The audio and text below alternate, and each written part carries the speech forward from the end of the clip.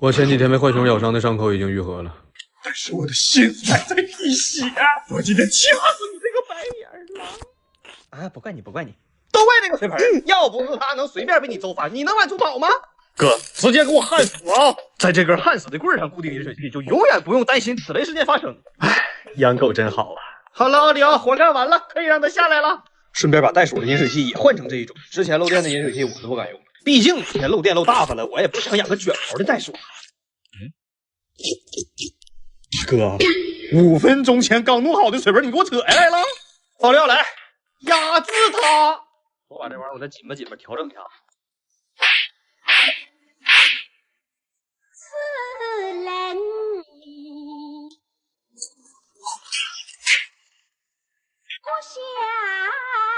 搞定，奥利奥回来吧。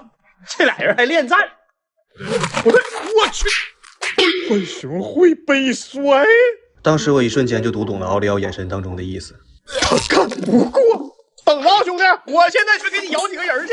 看我从冒险岛联盟的意志再给你摇几个伙伴。别急啊，我再给你召唤几只 SSR， 还可以等着我完成任务，给你整个 UR 宠物蓝泡泡反射鱼，再用糖果、饮料、蛋糕等给他们升级。咱们现在一人最多可携带7手作战，助力战斗体验再度升级。我不信这还打不过，给我变！干他！我让你们干浣熊，让你们自己干呐！那边架我都没拉明白，你们还干啥？哎呀，算了，我亲自上吧。我整明白奥利奥为啥干不过蟹黄面了，他们是打一会儿，浣熊累了就上树上躲着，然后闲着没事拿手聊天，始终保持奥利奥的兴奋度。歇好了，哎，下树接着干。瞅吧，大哥，就人家这战术，打8个点都不带冒汗的。浣熊这玩意儿智商真尖，打完架还知道洗手。还记得我1个半月前孵化那个小鲨鱼不？刚出生的时候身上还挂个蛋黄呢，现在已经长这么大了，而且身上的花纹颜色越来越漂亮。但是唯一让我上火的是啥呢？狗鲨不像别的鲨鱼那么凶，这玩意儿太温顺了，你得把虾肉塞它嘴底下，它心情好的话才会吃。耶，今儿心情不错呀！呀，妈呀，会死亡摇头了！今儿真是个好日子啊！不仅小鲨鱼状态上来了，电鳗的皮肤病也好了，大半个月前头顶的皮肤还是这样的。再瞅瞅现在，看不出来了，就是留了2块疤。不过不要紧，现在最大的问题是它太瘦了，原来有我小腿这么粗，现在就剩我胳膊这么粗了。生了1个多月的病，基本没吃过东西，所以哥们儿今天给他整了2个大泥鳅补身体。哎，放电了，就现在这状态行不行？你就看这个泥鳅的反应，被电的很明显吧？接下来大电鳗再过去给他致命一击。那是给大电鳗的，你太小了，这么大泥鳅你吞不下去。你等你长大一点，你属蛇的吧？你这吞噬能力搁《山海经》里也是顶级存在啊！对了，还有人说玩的《山海经》是假的呀？不说了吗？你得下载我左下角链接这款才是真《山海经》。最近厂家为了回馈用户真《山海经》的玩家啊，在左下角设置了专属礼包码，能领100血弹，还能加速吞噬进化，10分钟解锁648种异兽，1秒进阶成200级上古鲲鹏，3天称霸蛮荒领福利啊！就这个假期啊，别说我没告诉你。棒点了，还没挨下去。哎，就1块虾肉，你再瞅瞅这个，2大泥鳅下肚，一个撑的够呛，一个噎的够呛，啥差距啊！昨天给鲨鱼做虾肉月饼大获成功。为了烘托节日氛围，今天让我们家宠物 cosplay 玉兔，隆重介绍新成员，一种有背贝壳习惯的螃蟹。注意瞅它最后一条腿，长得像钩子似的，能固定住贝壳。这个就是它的玉兔套装。这俩玩意儿可是我女朋友辛辛苦苦做了3天的道具啊！来吧，咱们换装。一共3只螃蟹，但是只有2个道具。这么地儿吧。来了！喂，那小子，那兔耳朵壳我不扔里头了吗？你抢人家的干嘛？你过来，你给我带上，别动啊！我对象辛辛苦苦做3天的，请你尊重一下他的劳动成果。哎，你什么时候背上的？背的还挺结实，这小爪子扣的严严实实的。再吃个小虾肉，这玉兔螃蟹这不就成型了吗？虽然是个螃蟹，但莫名其妙看着有点萌，是怎么回事？本来想给章鱼哥也做个发卡扮成玉兔，但奈何这玩意儿脑瓜太软了。不过没有关系，你可以做玉兔的工作嘛。神话传说里玉兔的工作就是在月亮上拿这个帮嫦娥把药材捣碎。我让章鱼哥也拿着这个，平时给他啥他都抓。那这活交给你了，拿着。咋不抓呢？不对劲儿啊！难道他听懂我说这玩意儿是干活用的？他的智商已经能听懂中文了？这也太扯了！测试一下啊，You take this， 然后咔咔咔一顿怼。Do you understand？ 还是不抓？完了，英文也学会了。中秋节这不是要到了吗？我想让咱家宠物也过一个有仪式感的中秋节，所以我决定给他们做月饼。就给他们做一个虾肉月饼。首先第一步，把虾去壳，然后第二步，用捣蒜器把虾肉给捣成肉泥。第三步，用这个月饼模具把虾肉直接压成月饼的形状。讲，怎么样？做好了。明月几时有？哎，8、9问，你给我放那！那是给你的吗？那是给鲨鱼的。不过看咱的月饼，入水居然没散，出乎意料。哎呀，味道指定也差不了。你瞅这鲨鱼抢的。章鱼哥也来一个。就这虾肉月饼行不行？章鱼拖都没给拖散喽。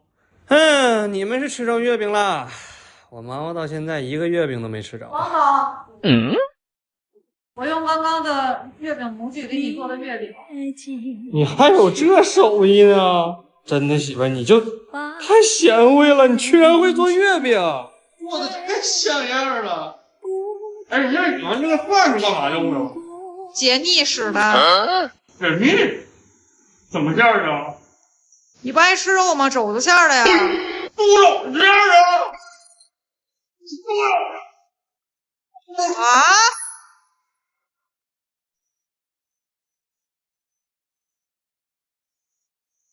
俺越会小猪呢？他怎么把猪肘子做成月饼的？你看还有肉丝呢！今天喂鲨鱼吃鲅鱼啊！找你，没记错的话，这是我家鲨鱼头一回吃鲅鱼。刚才我一摸那鲅鱼，肉的糊的，真肥呀！看他俩吃的，我都馋了。要么从他俩嘴里抢回来，我吃了。哎，对了，还有鲅鱼馅饺子呀！这个独霸一方的鲅鱼馅饺，鲅鱼肉贼多。配料表里面除了小麦粉和饮用水，第一位就是鲅鱼肉。吃起来，满满的鲅鱼肉，每一口都爆汁，特别鲜，而且一点都不腥。平时或者半夜您不爱做饭了，整一袋10分钟就好。这个厂家是1周前给我发了10多包，让我吃剩2包了。这视频再不拍不行了，再不拍吃不了了。爱吃鲅鱼馅饺子的您，下方小黄车您看一下子，不会让你失望。来，你尝一口吧，比你刚才吃那玩意儿好吃多了。看这鲅鱼肉，滑嫩可口，鲜而不腥。我一会儿把剩下那包也煮了，好吃。告诉大家一个好消息，蓝环章鱼到了！而且这只不是那种小蓝圈的那个蓝环章鱼，是我第一次养的那种大蓝圈，就是当时经常越狱，然后最后一次越狱找不着了的那只的那种。不过这不重要，重要的是时隔大半年，我终于又整着这个品种的蓝环章鱼了。这会儿在袋里瞅的是不咋好看，等我给它过温过水然后入缸，让你们看看它的绝世容颜。过温过水完成，入缸。哎呦，我这袋里的水是不是流的少了点？出来了，出来了！看那个畏畏缩缩8条腿的小身影，看看有多少人是因为这种蓝环章鱼关注我。看看这个熟悉的面庞，这熟悉的大蓝圈，这熟悉的迷你体型，这熟悉的猥琐的泳姿。我确定了，只有这个品种的蓝环章鱼能游得这么猥琐，身上那个发光的大蓝圈看起来迷人又危险。反正不管它危不危险，有些话我得跟他说到位。你别害怕哦，且听我慢慢跟你道来。以前我也养过一只跟你一模一样的蓝环章鱼，特别漂亮，但它就不听话。有一天呢，它就不听我劝阻，它就跑鱼缸外头去了。结果你猜咋的了？我找了好久我都没找着，最后给我吓搬家了都，不敢搁那房子待着了。所以你千万别跑啊！我胆小，我不想再搬家了。我小魔怪刺豚到家了啊！这名也不知道谁起的，还挺符合他这个长相的啊。这是一种不用鼓成球，全身就能长满刺儿的刺豚。来之前我问过渔场好多次，我说这玩意儿好不好养，他都告诉我好养。可是发来之后，我怎么感觉这个体型好像他好久都没有吃过东西了呢？小肚饿西瘪呀！我好好喂一喂，争取1个月给他喂成胖的。来，先用5秒钟时间给大家鼓个球，准备，1、2、3、7、21，鼓完了。你别说，这玩意儿还挺扎手啊！挺好看，小人怎么还冲人吐口水呢？以后不许这么干了啊！就你这颜值的鱼，怎么能干出来这事儿？不过这小东西这一身刺儿，瞅着挺虎啊。这刺儿和金龙圣甲一样。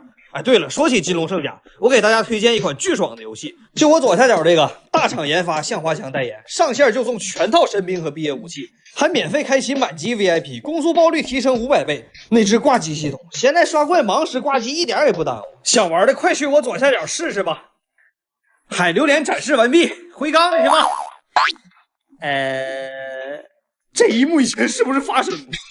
哎呀，你看那个小翅膀，那个努力往下游，哎，不是孩儿，咱顺序整岔劈了，你得先把气儿吐了，完了你才能往下游。吐气儿，吐气儿，你不吐气儿，就你那小翅膀扇出火星子，你也游不下去。一会儿这缸水都让你给扇蒸发了。章鱼作为世界上最聪明的动物之一，从今天开始，我要培养它的各种技能。首先从钻瓶子开始，第一步。把虾塞到小瓶子里，这小瓶口也就章鱼这种没骨头的能钻进去了。然后把瓶子扔里头，我打算先培养它钻瓶子的能力，然后，怎么奔我手来了呢？吓人捣怪的。然后下一步再培养它拧瓶盖，最后什么瓶起子、开瓶器全都给它教会。这样以后我就不用自己开瓶盖了。我让你钻进去吃它，没让你把手伸进去薅它，下钳子还给薅掉一个，有啥用？我还是亲自给他示范一下吧。像章鱼这种超高智商的动物，我估计看几遍就能会。看着这瓶口没？你就从这儿啊，就嘚儿嘚儿嘚儿嘚儿钻进去，然后一把给那个虾抓住，明白没？这儿钻进去，抓住；这儿钻进去，抓住。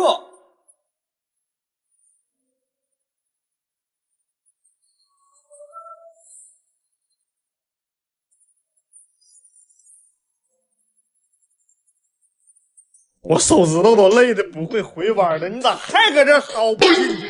那虾都被你吓得把钳子全断了。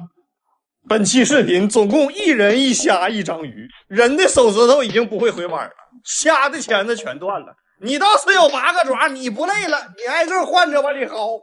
钻个瓶子这么难学吗？撒手！你薅我干啥？我的手指头已经惨不忍睹的了。不都说章鱼智商高吗？咱家这什么情况？嫌头太重，把脑子给撇了。跟这条小电鳗一直混养在一块的那个病了半个多月，我治了半个多月的那条大电鳗，就在昨天，他康复了，怎么样？让我治好了。看看他身上之前皮肤病这块，现在已经基本看不出来了。3天前还趴缸不动，现在自己晚上冲浪了。喂个食儿，虽然说他命保住了，但是生病的半个月他不吃食，属实是给他饿瘦了。你看现在，咔咔就开始电鱼。就跟你们说了，就是海鱼的病我可能有点麻爪，但是淡水鱼的病我治的还是得心应手的。看现在这小电量，电晕一个。顺便给大家科普一下，电鳗的电量虽然是很大，但是它电这些鱼其实电不死。你看，你比如这个。被电完之后一段时间人就恢复了。哎呀，真好啊，让我治过来了。只不过这回泥鳅有点整小了，瞅着跟叼根牙签似的。另外最近2天大家都被河南的那个鳄雀鳝给刷屏了吧？完了有人就发现我也养了，那意思问是不是我放的？大哥我在沈阳呢。另外我表个态啊，就这玩意儿啊，我不放啊。这白色的鳄雀鳝老贵了。我得喝多少假酒我能放它呀我呀？而且就咱家这个鳄雀鳝的智商，你看啊，要不着，要不着，就是要不着，就这样的我还放它呢？跟我家老三待着吧，我出去我都怕他饿死。也借这个机会跟广大养猛鱼的朋友说一声啊，你就是有些猛鱼你不想养了吧，你是便宜卖了，你还是送人呢？你实在不行你吃了你也别放了。是你放了它，你对它你是善良了，那关键那河里别的鱼是真酸 Q 了。准！这么喂鲨鱼才好玩吗？养鱼把自己家给整成个小型水族馆是什么体验？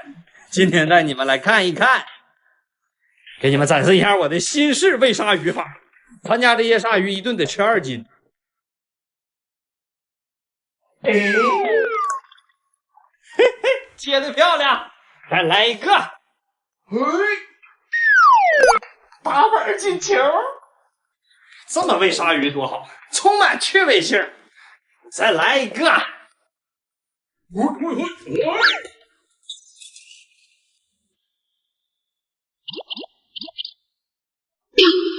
好好擦。刚给你擦好的鱼缸和地，你挺会玩啊！以后敢不敢了？我还是喂淡水鱼吧，喂海水鱼太疼了。哎，别着急呀，还没扔进去呢。哎，把家里整成小型水族馆，除了有点疼之外，就是这么朴实无华且枯燥，就跟我在左下角连接的真山海经一样。开局孵出了只猪刚鬣，把剩余的血蛋全都吞噬了，一下进阶成了200级上古鲲团。好险有机会转世重生，孵化成其他648种异兽，不然这挂机升级领福利的日子真没意思。哎呀，这脸这会儿可算是不疼了。喂个章鱼哥，过2天我研究研究，培养点他的特殊技能，到时候拍给大家看啊。这大寄居蟹喂一下，过2天给它换壳。哎，呀！慢！今天和王小怪来沈阳动物园玩。鸽子，拿回家烤了吧。养头熊需要游泳池、大环境、食物、鱼肉。咱养头熊吧。小猪可爱不？可爱呀。肘子是哪块儿？肩膀看着没？那个这一段，太小。有点大猪那肘子香，这不行事儿，要不整回家养着。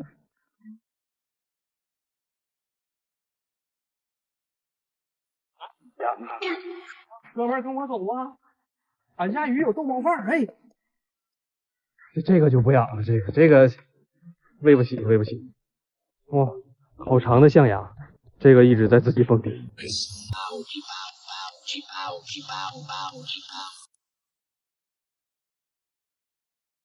不愧是国宝啊！在国企上班期间还居然睡觉摸鱼。我家养的这个天青色灯眼鱼啊，学名也叫灯夹鲷，属于饲养难度地狱级别的海鱼。难就难在它必须吃活食儿。饲养的话，一般喂它们吃刚孵出来的活丰年虾。今天让你们看看我是怎么孵化丰年虾的。接下来由我远程指挥你的丰年虾孵化实验，王小怪先生。实验开始之前，我需要最后确认一遍，您是否自愿参加这个实验。如果您选择自愿参加，那您将违反世界反丰年虾孵化实验法。教练，我想打篮球，不是，我要孵化丰年虾。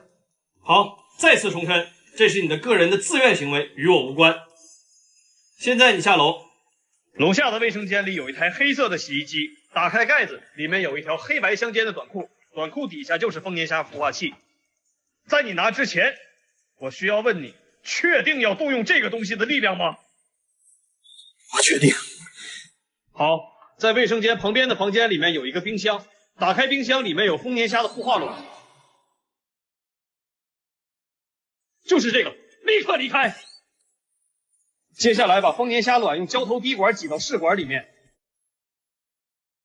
加入一定比例的淡水使它回温，记住回温需要1个小时。好，接下来调孵化用的海水，在水里面加入适当比例的海盐，爽，使其盐度值达到 1.030 左右。孵化时间马上到了，3、2、1，倒进去。你现在到地下室里面去，转弯处应该能看到一个超大的淡水鱼缸，丰年虾孵化温度需要27度左右，那个鱼缸的水正好是这个温度。把孵化器放到水里，这样就能达到恒温27度的效果。由于孵化丰年虾需要大量的氧气，在给氧气棒通电之前，我需要最后问你一次，你知道通电后的后果会怎么样？我知道，这会使地球消耗大量的氧气。可是我还是要孵化它。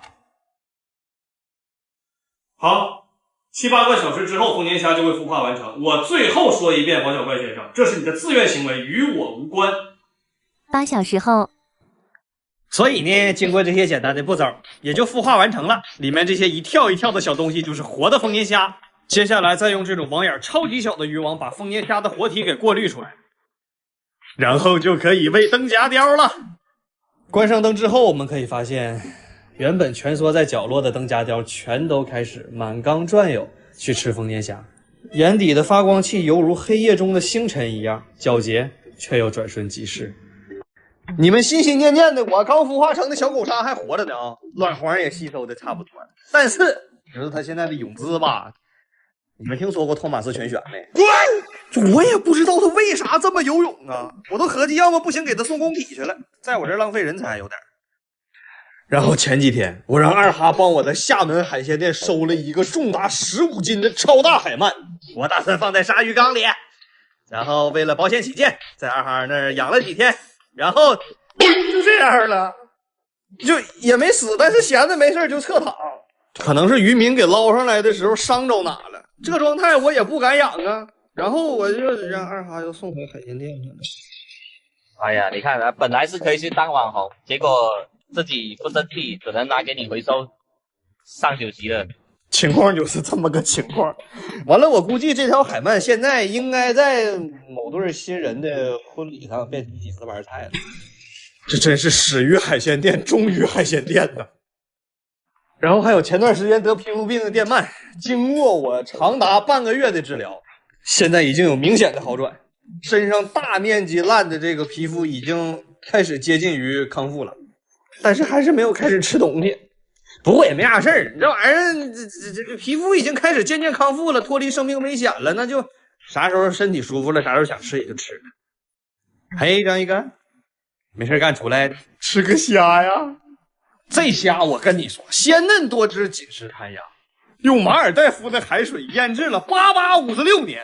啥也不说了，扔里，让章鱼哥给大家展示一下他超强的捕猎本领。章鱼发现猎物是依靠他那超强的视觉，这种物种的视觉，你奔我来干啥呢？虾搁那儿呢，你瞎呀？瞅我干啥？你瞅那儿，瞅他，瞅他，瞅虾，虾。我看你好像瞎。太笨了，那虾都钻石头缝里都没瞅着，我拿夹子帮他一下啊！哎，那是我夹子，不是虾，你薅它干啥？你是不是虎？喝鱼鹅虎？那虾在底下呢，你别薅我夹子！哎，对，虾搁那边呢。接下来给大家展示一下章鱼超强的胃口，它会在一瞬间包裹住猎物，然后，哎，嘴里明显咬着东西的章鱼，只剩下一只钳子的虾。哦。合着你就薅了一个钳子吃啊？太愁人了！那虾自断个钳子你就放过它了？你吃整只虾多香啊！来，大哥助你一臂之力，削它！哎，这个笨，看我怎么抓它！给你打个样！哎，这小玩意儿身法不错呀！别慌啊，稳住，瞄准！1、2、3，都抓到了！哥，我错了，我刚才不应该说你们。我又帮你抢个钳子回来，你先冲击。那虾走的也太好了，咱哥俩谁也没抓着啊！那虾只能先搁你缸里放着呢，主要是我也抓不着它呀。这个视频是前几天拍的，其实本来不想发的，可是最近确实评论区有好多人都在问，我也想给大家一个交代吧。那天是我早上起来就发现燕子瑶这样了。当时我立刻问了好几个玩海缸的大神，还有几个海洋馆的技术人员，但是都说已经没法治了。综合总结一下，导致这样的原因最有可能的是燕子瑶本身体内就有一些寄生虫，在我家食物充足，这就给了寄生虫生长和大量繁殖的条件，然后就导致它越来越能吃，但也突然之间暴瘦，变成这样。其实发这期视频吧，挺纠结的。虽然经常被大家叫海洋之灾，但我也知道你们是开玩笑的。其实我挺怕听着这词儿的，因为就每次提及可能就是一条生命的离开。我挺纠结的，这条视频如果不发，对喜欢燕子瑶的粉丝没有交代，发吧还容易被人说是故意养死的。其实各位可以仔细想一下，燕子瑶跟鲨鱼养在同一个缸里，同样的环境和水，如果我故意想养死燕子瑶，那我只能从环境和水上下手啊。那鲨鱼同样它也好不了。如果从食物上下手呢，我之前视频大家也看了，我都砸扇贝把肉抠出来喂它呀。我虽然养鱼技术不是很厉害，这个大家也都知道，但我也在学习中。光这个鲨鱼缸里面就有包括超大的外置氮粉、内置氮粉、臭氧发生器等6个净水设备。全海鱼圈公认难养的灯夹鲷，我养活了5条，而且全部稳定开声。我作为一个喜欢动物的人，其实我挺怕他家觉着我虐待动物的。有时候家里海鱼死了，我都不敢发视频。但是我又觉着，你说这样是不是对喜欢我家动物的粉丝没交代呀？电鳗前几天身上长白点儿，完了刚治好，现在身上的皮又开始烂。养过电鳗的朋友都知道，这个物种就是啥都好，就是身上容易烂，就水没问题，有时候也烂。我现在是给电鳗缸2天换1次水，水里下的黄粉和土霉素，这些治疗过程我都没拍。他们生病我都不敢拍啊，更别提我会故意养死他们，然后发视频博取流量了。